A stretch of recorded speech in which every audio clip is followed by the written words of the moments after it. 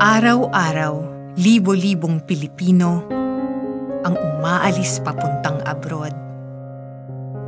Umaasang mabibigyan ng magandang buhay ang pamilyang iiwan nila. 16 years OFW sa Dubai at Saudi. Akala ko nung mag-abroad ako, mababago na buhay ng pamilya ko. Marami akong sakripisyo sa buhay. Magkakasakit ako, walang mag-aalaga sa akin. Minsan mamimiss mo yung pamilya mo. Pero wala kang magawa kung hindi ka na lang umiyak. Kasi namimiss mo sila. Minsan marinig mo na lang yung boses nila. Masaya ka na.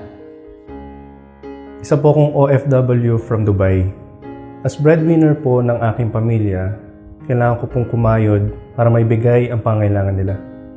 Pumunta po ako ng abroad dahil inisip ko ito po yung magbibigay sa akin ng magandang buhay. Nagbabantay po ako ng bata, natry ko rin po maglinis ng banyo. At ang di ko matanggap sa lahat is yung nagmamaskot po kami. Pinapasayaw kami, pinagbebenta kami ng lobo, nagbebenta kami ng cotton candy. Hindi ko matanggap. Everyday nagdadasal po ako sa Panginoon. Nasabi ko, Lord, ito na lang ba't ako? Sobra ko na pong namimiss ang pamilya ko that time. As OFW, ito po yung kalaban namin. Yung tinatawag na homesick. Every time na may sakit kami, hindi namin pwedeng sabihin sa aming pamilya dahil ayaw namin sila mag-alala. Gusto ko nang umuwi ng Pilipinas. Gusto kong mayakap daddy ko, mami ko, mga kapatid ko. Nagtrabaho po sa Dubai for almost 26 years. Bakit po ako nagpunta ng abroad? Dahil po mayroon po akong isang anak na 4 years old na siya noon, so kailangan na niya mag-aral.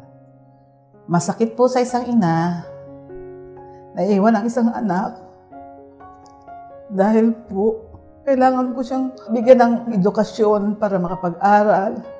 Iniwan ko po siya sa aking mga magulang at nakipagsapalaran po sa Dubai. Kailangan po tatagan ang loob dahil sa pangarap mo sa iyong anak. 10 taong nagtrabaho bilang OFW sa Dubai, iniwan ko po yung pamilya ko sa Pilipinas para makipagsapalaran. Pinagpalit ko yung kaligayahan ko na makasama sila para lang sa pangarap na gusto kong matupad. Naranasan ko pong maglakad sa kahabaan ng Dubai para maghanap ng trabaho. Nagtrabaho po ako bilang isang cleaner, isang groomer sa isang veterinary hospital. Hindi po madali. Unang-una, hindi po yun ang experience ko. Kaya lang, dahil sa mauubos na po yung visa ko, pinatulang ko na po, kaysa naman po umuwi ako sa Pilipinas na luhaan. Naranasan ko po na magbiyahe kapag papasok ako mula bahay hanggang sa trabaho 3 oras. Ganon din po sa pauwi. Ang pinakamasakit na part po, yung miss na miss mo na yung mga anak mo, yung nanay mo. Tapos uuwi ka sa bahay na pagod ka. Gusto mo sila yakapin pero wala sila. Gusto mo silang halikan. Gusto mo silang maalagaan. Pero wala sila.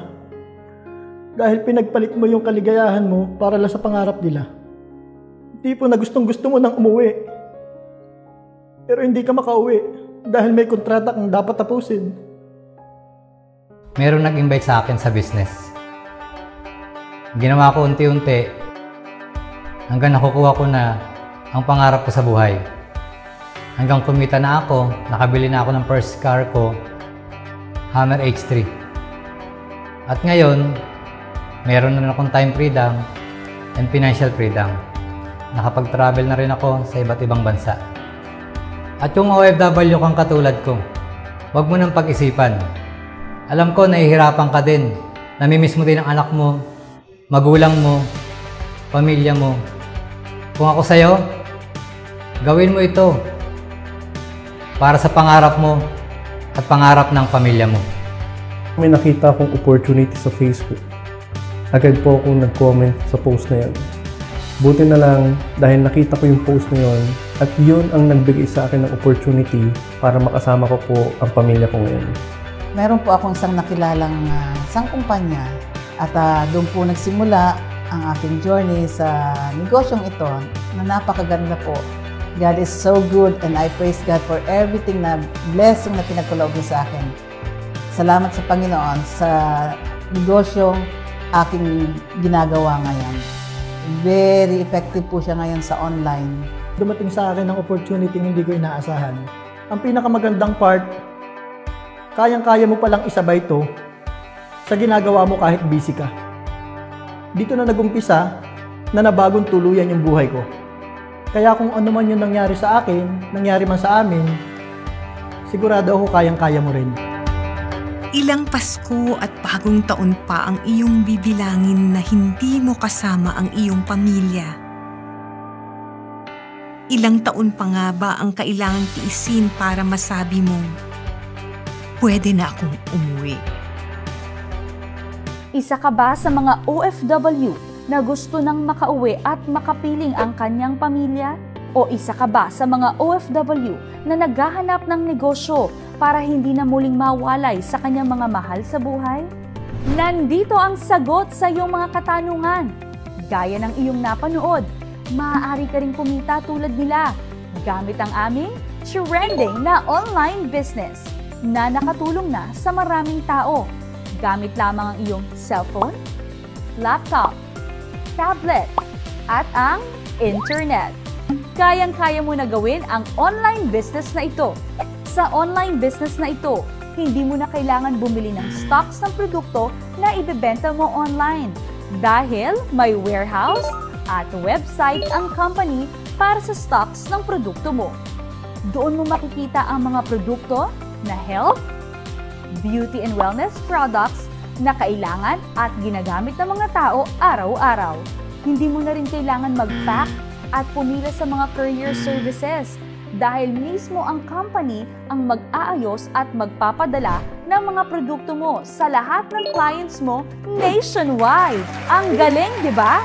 Hindi mo na kailangan mag-inventory, mag-monitor kung sino ang bumili, magbilang ng kita mo, at isipin kanino ka magbebenta dahil lahat ng yan nasa online shop mo na. At ang pinakamaganda, ang income mo automatic nang papasok sa account mo. And you can monitor your business 24/7. Sobrang ganda, di ba? Walang sakit sa ulo, walang stress, at makakatipid ka pa ng oras. Sobrang hassle-free. Kaya naman mas kikita ka ng sobrang laki kahit nasa bahay ka lang at kasama ang mga mahal mo sa buhay. Don't worry, this is 100% legal online business, registered sa SEC, DTI, at lahat ng products approved ng FDA. If you want to know more about our free online training, just comment yes below. Congratulations and welcome to our trending online business system.